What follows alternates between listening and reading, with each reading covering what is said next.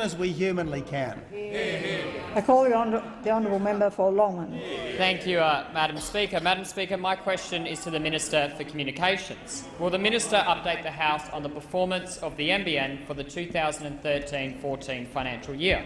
How does this performance align with the government's goal of ensuring Australia's largest infrastructure project is delivered in a reliable, honest and transparent way? I call the honourable Minister for Communications.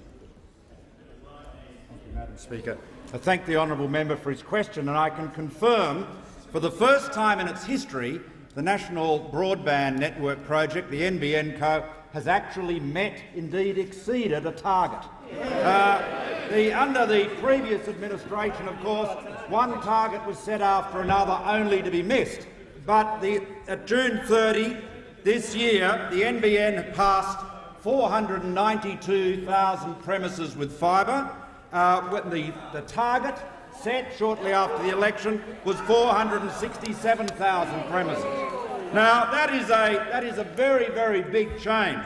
But the honourable member for Grayndler, during the period that he likes to refer to as the golden age of communications, that brief period that he was the minister, he promised me a question about that one day. I better be waiting for it. But Madam Speaker, when he was the minister just before the election, he was in the Late Line studio with me and he said, in the course of an interview, the NBN was on time and on budget.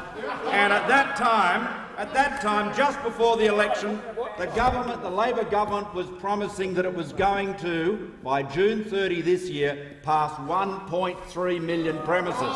Now they knew that even the NBN Co under their management knew that it wasn't going to do that, because they had on their desk a write-down of that target, just like the 1.3 million had been a write-down of the target before, by about 400,000. It was a classic case of these cascading targets falling one after the other, hopelessly incompetent in government and now irresponsible in opposition, because they are failing to adjust to the reality of the current situation, which is getting this project back on track. And we're doing that with competent management, a competent board, transparency that matches that of a public listed company. Every quarter, the NBN's financials are published. Every 6 months, there is a full analyst briefing. Now, I hear the member for Chifley interjecting there. He was one of the great advocates of the NBN Co. He was part of the cult, the fibre to the premises cult, which ignored actually connecting anybody. All they wanted to do was get fibre to the press release, and oh boy, they got that. They got fibre to more press releases than any government in the history of the Commonwealth. But what we've done is we've got fibre to more customers than any other government.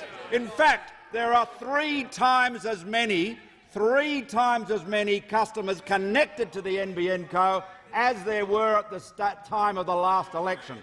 That's real action, real progress, the mark of a grown-up government of real competence.